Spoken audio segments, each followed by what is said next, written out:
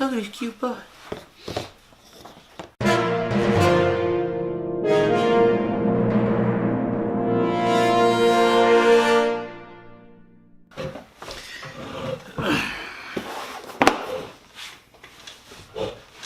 How many times have you won this game? Every time. No, that's not true.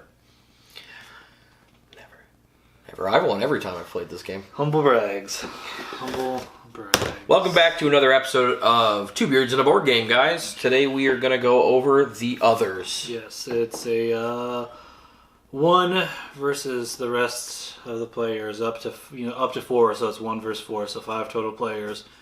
It is the bad guys are one of the 7 mortal sins. Right. As their bad guy, I think it's Pride. This giant model, which is what drew us into the game in the first place, was a huge avatar. That'll do it. They are they're like the bosses. Yeah. This is considerably bigger than the other one. Yes. That comes in the box. But we took this one out so you could see it because it's giant. Awesome. This game is it's a cool mini or not game, so obviously the miniatures are a big feature of it. We do have a couple of the expansion when we get the Sons of Ragnarok, which is the heroes. It's a heroes only expansion. You get new heroes for this. Right. And Greed, it's another one of the 7 sins. Yeah, which I didn't realize. It comes with 2 sins by default. I think it's Pride and Wrath. We may have to edit that out if that's not it. But I don't care. Pride is the first one for sure. This is what we have out because this is the one we've played with the most because he's so awesome. He's cool. He's got a bud on him too, which is kind of interesting. It's a very cute bud. Probably can't see it. That's okay.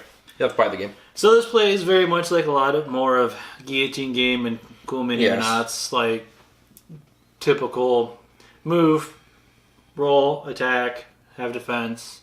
It's just rather than playing against the game, you're playing against another player. So the good guys, which I've always been, have your typical, have 2 actions to do something and can move and do whatever, and then stuff. And then have an attack phase or attack action, and then you roll some number of dice depending on where your corruption level is and everything like that. Because there's actually each character has a corruption track. And if you voluntarily go up in corruption on either defense or offense, you get some bonuses. Because if you can add more dice, you can have hits or defense by default, etc., etc. So it's a strategic part of the game. Yeah, I wouldn't know. I've only ever played the bad guy. And why don't you explain the bad guy a little bit? So with the bad guy, you're placing monsters every turn. And you don't really get to move your monsters around, per se. You get to react. So if Charlie takes his turn with his character at the end of his turn, I can spend a react token, which I start out with 3 of, to make a reaction, move a monster up to 2 spaces, and attack him. It's an interesting dynamic, but it's lacking as well.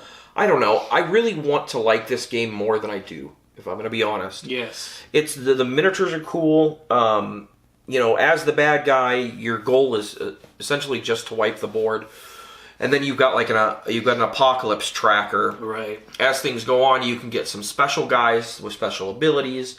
And you get some cards, and you do have like 4 or 5 cards in your hand at a time that you get to play at different phases that can screw up the heroes, essentially. Right. And I mean, that's your whole goal, is to screw up the heroes, and then the heroes have objectives they have to complete to beat the game. Right.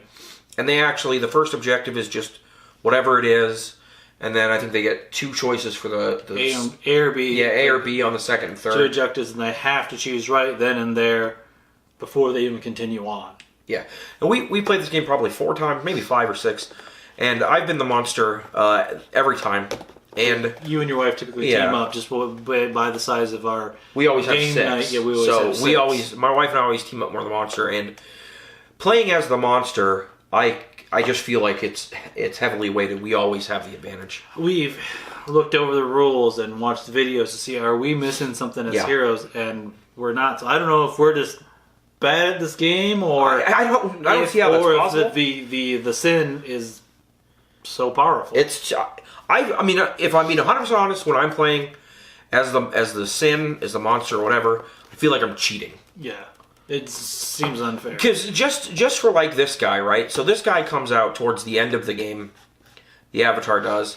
And he rolls like all of the dice. I think he rolls 7 dice. All 7. And you know what? When you kill this guy, he just respawns. He doesn't go. You can't actually get rid of him. No.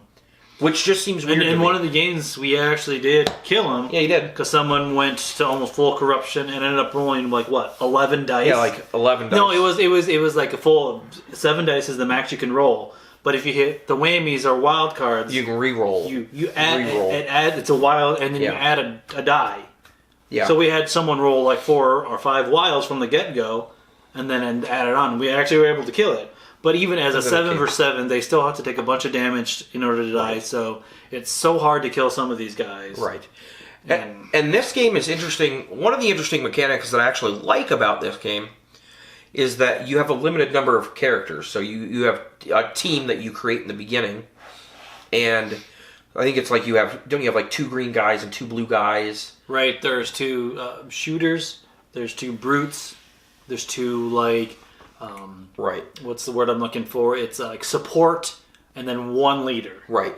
And so if you get if I kill your brute, you get the other one that you've kind of predetermined to set up as, okay, here's our starting 3, role players, and then 1 person's the leader.